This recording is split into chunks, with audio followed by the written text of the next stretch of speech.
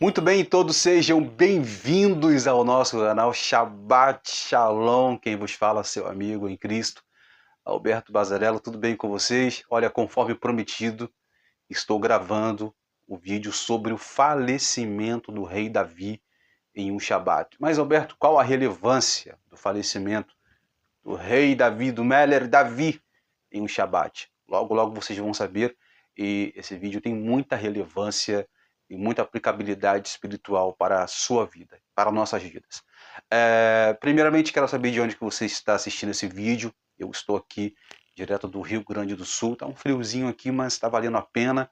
Como dizem os nossos rabinos e os nossos ancestrais, Ganzu Letová, tudo é para o bem. Tem gente que reclama da chuva, que reclama do sol, reclama do calor, mas não sabe agradecer a Deus pelas maravilhas que Ele faz em nossas vidas. Então vamos para o vídeo. Sem perda de tempo, vamos ler Salmo, que é o Sefer Terilim, 39, número 4. Lembrando que Salmo não tem capítulo e nem versículo. Vamos ler Salmo 39 e o número 4, baseando-me sobre a temática do falecimento de Meller Davi, que é o rei Davi, que faleceu em um Shabat. Olha, desejo um Shabat de muita Simha, Simha quer dizer alegria, um Shabat de muita Brahá, Brahá quer dizer bênção, para toda a sua Beit, toda a sua casa, ok? Para quem não sabe, eu sou descendente de judeu, gosto muito de estudar hebraico, gosto muito de estudar cultura judaica, por isso que eu estou trazendo esse vídeo para vocês em primeira mão, uma pérola de sabedoria. Então eu tenho certeza que vocês vão gostar. E se você gostar, comenta, compartilha e ajuda-nos dando os seus créditos aqui nesse vídeo aqui. Então vamos lá, vamos para o livro dos Salmos 39, número 4, diz assim: Dai-me a conhecer, Senhor, o meu fim, e qual a soma dos meus dias para que eu reconheça a minha fragilidade. Salmo de Davi. Esse salmo, escrito pelo rei Davi, é um salmo em que ele já estava no seu ápice, no seu apogeu de espiritualidade, de um nível elevado de espiritualidade. Para quem não sabe, Davi de Meller, o rei Davi, quando eu falo Davi de Meller, eu me refiro ao rei Davi. Meller quer dizer rei. Então eu me refiro ao rei Davi, porque eu sou muito acostumado a falar em hebraico. Para quem não sabe, o Davi de Meller, rei Davi, quando foi ungido em Belém de Judá, eu quero que você preste bem atenção nesse detalhe, que isso aqui é sabedoria e pérola, conhecimento para a sua vida. Capítulo 16 de Sefer Aleph Shemuel, é sabido que Davi de Meller foi ungido pelo Hanavi Shemuel, pelo profeta Samuel, amando de Deus. Deus ele fala para Samuel, passa no Mishkan, ou seja, no tabernáculo, pega um óleo real, o óleo da monarquia, para ungir uma pessoa. O Eterno não falou o nome. O Eterno queria que Samuel adivinhasse. Tudo bem, todo mundo conhece a história, mas vamos fazer aqui um paradoxo. A diferença entre a unção de Davi e a unção do rei Shaul. O rei Shaul foi o primeiro rei de Israel, que era da tribo de Benjamim, e Davi da tribo de Judá, que inclusive Jesus é da genealogia do rei Davi. Primeiramente, quando o rei Shaul foi ungido, ele foi ungido por um frasco, ou seja, por um recipiente de barro, cujo azeite não era real. O azeite não era um azeite de unção real, um azeite especial para a unção de um rei, de um monarca. Não. Os nossos sábios do Nalaha Avot, o Rabino Abraham Blau, diz que o azeite que Shaul, o rei Saul, foi ungido, não era um azeite real, era um azeite comum. E o frasco que foi usado para ungir Saul era um recipiente de barro. Em algumas traduções, diz que era de fato um vaso de barro, um frasco de barro, simbolizando a fragilidade do reinado do rei Saul, que de fato o reinado de Saul foi um rei marcado de muita fragilidade, de muitos erros. No final de seu reinado, ele faz que os nossos rabinos dizem Tikkun Teshuvah, ele se acerta com Deus e inclusive há um debate teológico se Shaul foi salvo ou não, mas a cultura judaica, à luz da Bíblia, inclusive vou trazer um vídeo falando sobre isso, dizendo que o rei Shaul, o rei Saul, foi salvo, ele alcançou a salvação, ele e o seu filho Jonathan, ou Jonathan. Então, muito bem, mas qual a diferença entre a unção de Davi e a unção de Shaul, ou o rei Shaul? Bom, a diferença agora é que quando Deus fala para Samuel passar no Mishkan, passar no tabernáculo e pegar o óleo real, pegar o óleo da monarquia para ungir Davi perante seus irmãos, o texto diz que Samuel ele pegou um chifre de azeite. Chifre de azeite. Chifre quer dizer querem força. Chifre de azeite. Essa unção com chifre, ou seja, o óleo que estava dentro do chifre, simbolizava o reinado de força, de Hazak, força do rei Davi. Inclusive, o rei Davi tem o arquétipo, né?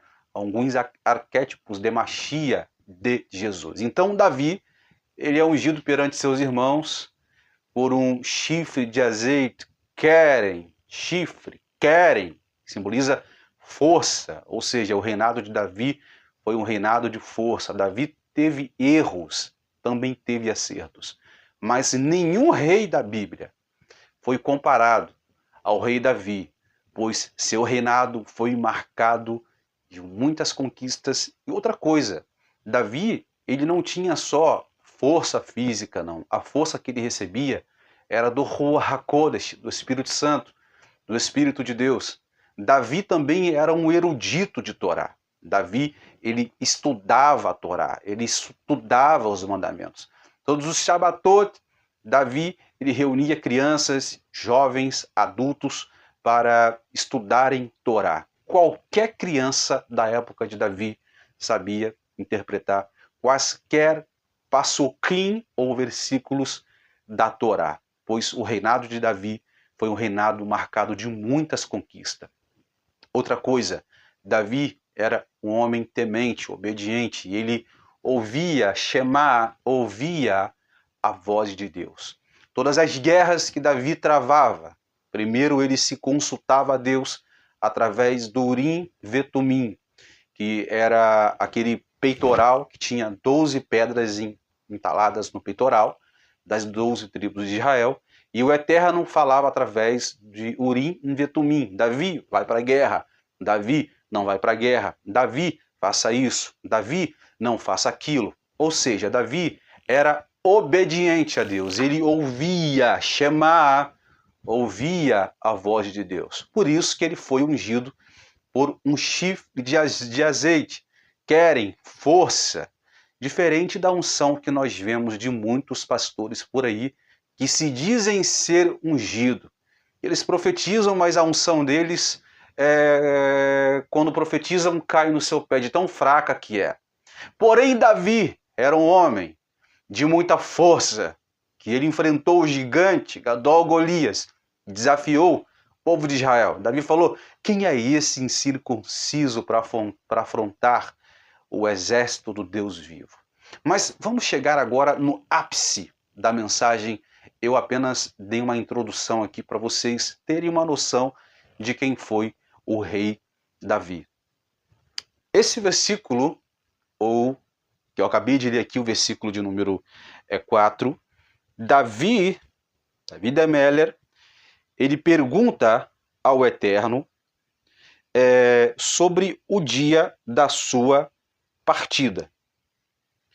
Porém, o versículo aqui não traz, ou seja, não tem aqui nenhuma resposta de Deus sobre a pergunta de Davi. Davi ele fala assim: olha, Eterno, eu quero saber o dia da minha partida. Qual dia será o dia da minha partida da terra? Quando vou morrer?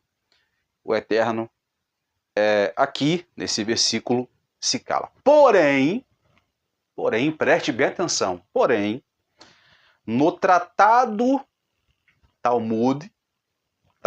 do Talmud é um livro milenar dos judeus. O Tratado de Shabat 30a explica esse versículo. Ravi Yehudá disse: qual o significado daquele versículo que Davi disse? Senhor, faça-me saber o meu fim e a medida dos meus dias. Qual é? Faze-me saber e que eu quero saber o dia da minha partida. Foi o salmo que eu acabei de ler aqui. Então, Davi, ele pergunta ao mestre do universo o dia da sua partida. Porém, Deus ele disse para Davi. Os nossos sábios dizem, uma Batkov quer dizer uma voz celestial. Deus talvez respondeu Davi por uma Batkov quer dizer uma voz celestial. Inclusive, isso aconteceu com Jesus, quando ele foi batizado. Uma voz bradou do céu dizendo: esse é o meu filho, a quem eu comprazo. E também essa voz falou para Pedro, quando Pedro teve uma visão daqueles animais impuros. É uma Batkov, uma voz celestial. Ou talvez Deus ele falou com Davi através do Urim e Vetumim. Deus ele falou assim com Davi: olha, está declarado diante de mim que não revelarei o fim da vida da carne de um ser humano. E ele perguntou ainda: mas os meus dias, em que dia ou ano eu vou partir? Aqui Davi está perguntando para Deus. Deus ele fala para Davi: está decretado diante de mim não revelar a medida dos dias de uma pessoa. Bom, Davi lhe perguntou novamente: deixa-me saber o efêmero dos meus dias de passagem na terra. Em que dia ou semana que eu vou morrer? Deus ele fala para Davi: você vai morrer em um Shabat. Aí Davi começou a relutar com Deus. Davi ele fala: não, Eterno, deixe-me morrer no primeiro dia da semana, para que a honra do Shabat não seja profanada, manchada pela dor da morte. O Eterno disse, Deus ele disse: naquele dia o tempo do teu reino de seu filho Salomão já chegou. E um reino não se sobrepõe a outro e subtrai do tempo atribuído a outro, nem um fio de cabelo. Então, diz Davi: cederei um dia da minha vida e morrerei na véspera do Shabat. Ou seja, foi decretado por Deus que Davi morreria em um Shabat. Só que Davi ele foi relutante, ele falou: eu não quero morrer no Shabat. Eu não quero falecer no Shabat porque eu vou estar profanando o Shabat. Lembra que há vários estudos, há várias teorias de que Jesus ressuscitou no sábado, de que ele ressuscitou no domingo, há várias teorias. Inclusive tem estudos aqui no canal. Por isso que eu falei que existe similares entre Davi e Jesus. Então Davi ele ficou relutando, ele fez de tudo para não falecer em um Shabat. Deus disse a Davi o seguinte: olha, pois um dia em seus átrios é melhor do que 1000. Isso está em Salmo 84:11, que traz alusão o diálogo entre Deus e Davi. O único dia que você se senta em se envolver com a Torá, ou seja, estudar os mandamentos, e você se envolve na Torá, é prevível a mim dos que os 1000 holocaustos que seu filho Salomão oferecerá diante de mim no altar. 1 Reis 3:4, quando Salomão ofereceu ali korbanot, muito korbanot, milhares de korbanot para Kadosh Baruch. Então aqui Davi ele começou a relutar com Deus. Não, eu não posso morrer no Shabat, eu não posso morrer no Shabat. Eu não posso. O decreto do Eterno já havia dito para Davi, olha, você vai morrer no Shabat. Então, o que os nossos sábios dizem? Os nossos sábios dizem que Davi ele mandou construir uma torre. Na verdade, essa torre foi construída no início do seu reinado.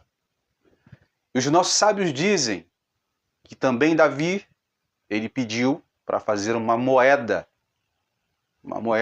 para o período do seu reinado. E Davi ele pede para colocar de um lado da moeda um cajado de pastor de ovelha e uma mochila de pastor de ovelha. Do outro lado da moeda, Davi ele pede para colocar uma torre. Essa torre que Davi pede para construir, pois essa torre, Davi, ele subia todos os Shabatot, todos os sábados para estudar Torá, para cumprir Torá. Os nossos sábios dizem que Davi ele era tão devoto a Deus que naquela época não existia despertador como hoje. Davi ele colocava a sua harpa na janela do seu palácio. Quando dava meia-noite, o Ruach HaKodesh, o vento da Sheriná, entrava na janela pelo quarto do Davi e fazia com que a harpa ela tocasse sem alguém dedilhasse a harpa. Então Davi se levantava, por isso que está escrito, à meia-noite eu me levantarei e bendirei ao Senhor. Ou seja, Davi estava dando graças a Deus por ele ter acordado pela madrugada para estudar, para fazer devoção a Deus pelas madrugadas. Ou seja, Davi ele foi um homem muito dedicado a Deus. Então, alguém pergunta para Davi, Davi, por que você pediu para colocar em um lado da moeda uma mochila de pastor de ovelha e um cajado de um pastor de ovelha? E do outro lado da moeda, você pediu para colocar uma torre, para desenhar uma torre. Davi ele falou assim, é para que quando eu olhar para essa moeda, eu venha me lembrar de onde Deus me tirou. O lado da moeda em que está a mochila de pastor de ovelha e o cajado de pastor de ovelha simboliza de onde Deus me tirou, quando eu tomava conta de ovelhas, com muito orgulho. A torre simboliza de onde Deus me tirou e me colocou, ou seja, a torre simboliza a exaltação de Deus. Ou seja, Deus ele tira do monturo para colocar pessoas em lugares altos. Eu não estou me referindo aqui à prosperidade, não é não. Estou me referindo a níveis espirituais que um ser humano pode alcançar, assim como Davi alcançou. Então, foi dito que Davi morreria em um Shabat. Os nossos sábios dizem que todo Shabat, Davi subia para aquela torre para estudar a Torá. Pois ele dizia, eu não quero morrer em um Shabat. Não quero morrer em um Shabat. Todo dia Davi subia em um Shabat, no Shabat, para aquela torre de Davi, todo dia, todos os dias. Só que um belo dia, Davi da Mela, em um Shabat que ele estava estudando, sua torre, ele ouve um barulho. Barulho de uma árvore. Estava ali atrás da sua casa, do seu jardim. Curioso, Davi se levanta para ver o barulho daquela árvore. Quando ele vai descer das escadas, a escada se quebra e Davi, ele falece em um Shabat. No dia de Shavuot. E Davi, até hoje, é reconhecido como um dos melhores, ou o melhor rei de Israel, abaixo do Messias, abaixo do Mashiach, que vai voltar pela segunda vez. E ele será como o rei Davi, muito mais forte que o rei Davi, e vai reinar com força. Então Davi, ele falece em um Shabat. Agora, aplicabilidade dessa mensagem. Qual a relevância dessa mensagem? Eu e você não sabemos o dia que iremos partir. Davi teve o zerut, o mérito de saber o dia que iria morrer. Iria morrer no Shabat. Porém, o Eterno não falou qual Shabat seria, qual ano, qual semana. Não, você vai morrer no Shabat. Então Davi, todos os Shabatotes, se preparava para estudar, pois ele se ocupava com a Torá, com os mandamentos, enfim. Esse vídeo eu termino dizendo o seguinte: nós não sabemos o dia de amanhã. Não sabemos o que pode acontecer amanhã. Nós não sabemos o dia que partiremos dessa terra. Um certo discípulo falou para um rabino, dizendo o seguinte. Na verdade, o rabino falou para seus discípulos o seguinte: olha, vocês têm que se prepararem. Vocês têm que fazer techuvá sempre. Porque qualquer hora vocês podem morrer. Qualquer hora vocês podem morrer. Aí os discípulos responderam ao rabino: mas Rabi, nós não sabemos o dia de amanhã, não sabemos o dia que vamos partir. O rabino falou: por isso mesmo que vocês têm que se preparar. Porque nós não sabemos o dia que nós vamos morrer. Então o reinado de Davi foi um reinado marcado de conquistas. Teve altos e baixos.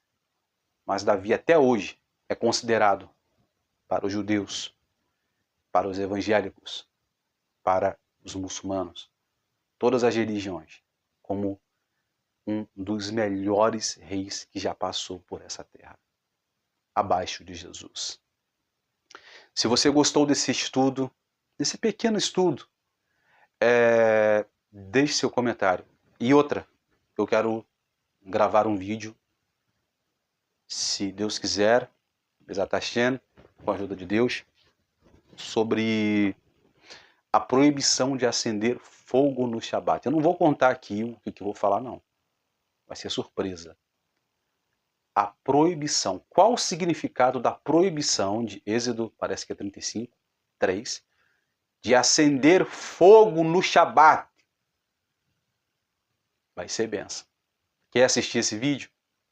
Então, eu já vou deixar no gravado para a semana que vem você assistir esse vídeo, que vai ser bênção, com certeza, para a tua vida. Hazak Baru, Shabbat Shalom. Deus abençoe a todos vocês e até a próxima. Quem gostou, deixa o teu like, comenta, compartilhe. Tá? Lembrando que esse estudo aqui é tudo baseado em fontes históricas, fontes judaicas. Você pode perguntar a qualquer rabino e mostrar a qualquer rabino esse estudo que eu estou mostrando para vocês. Eles vão dizer para você: esse vídeo é coerente. Tudo que ele falou aí tem coerência. Está de acordo com o que nós estudamos e aprendemos com os nossos ancestrais. Deus abençoe a todos vocês, em nome de Jesus.